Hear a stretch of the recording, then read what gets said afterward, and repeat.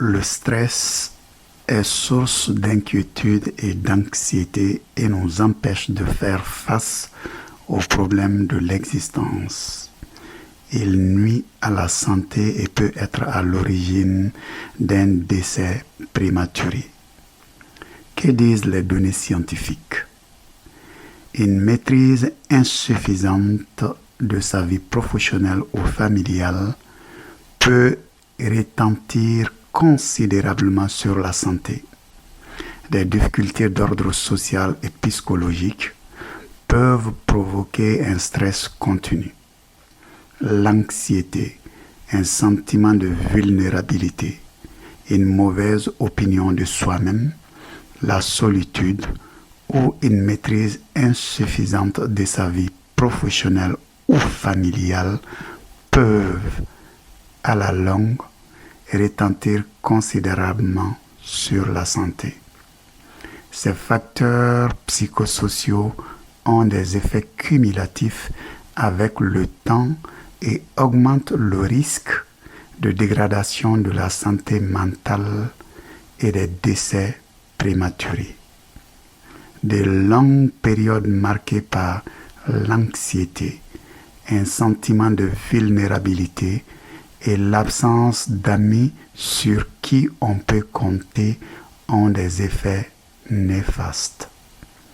Dans les sociétés industrialisées, plus on descend dans l'échelle sociale, plus les problèmes de ce type sont fréquents. Comment ces facteurs psychosociaux affectent-ils la santé physique? Dans une situation critique, nos hormones et notre système nerveux nous préparent à faire face à un danger physique immédiat en provoquant une réaction de lutte ou de fuite, ce qui se traduit par une augmentation de la fréquence cardiaque, une mobilisation de la réserve d'énergie, une déviation du flux sanguin vers les muscles et une augmentation de la vigilance. Le stress mobilise l'énergie et les ressources normalement utilisées dans un grand nombre de processus physiologiques importants pour la conservation de la santé à long terme. Les systèmes cardiovasculaires et immunitaires sont tous les deux affectés. Si ces périodes de tension sont brèves, les effets restent insignifiants. Cependant, si l'on est tendu trop souvent ou si la tension se prolonge excessivement, ces systèmes deviennent plus vulnérables à toute une série de problèmes de santé, dont les infections, le diabète, l'hypertension, les crises cardiaques, les accidents vasculaires cérébraux, la dépression et l'agressivité. Que faut-il faire?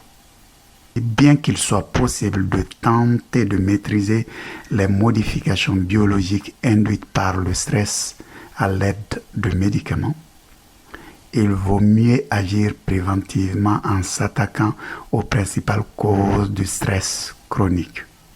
À l'école, sur le lieu de travail et ailleurs, la qualité de l'environnement social et la sécurité matérielle sont souvent aussi importantes pour la santé que l'environnement physique.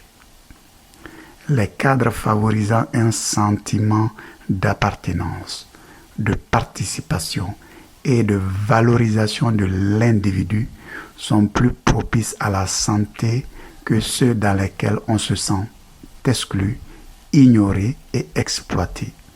Il faut que les pouvoirs publics soient conscients que les programmes sociaux doivent prendre en compte les besoins tant psychosociaux que matériels, les deux étant source d'anxiété et d'insécurité.